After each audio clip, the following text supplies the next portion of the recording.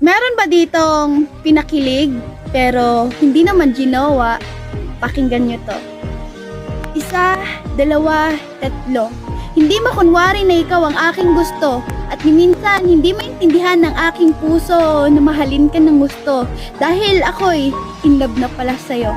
Pinapakitaan mo ko ng motibo na ako'y mahalaga sa'yo at eto naman ako, mabilis na mahulog sa'yo pero nakalimot ako na wala palang tayo. Hindi mo ba alam na sa bawat update mo ako'y napapa-overthink na? Bakit mo ginagawa to? Ano ba tayo? Isang tanong na paulit-ulit kong tinatago kasi ayokong malaman mo.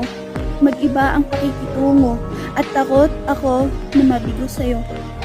Paglaro din ng tadhana kasi kung saan pa na nagugustuhan na kita, dun pa na may magugustuhan ka namang iba.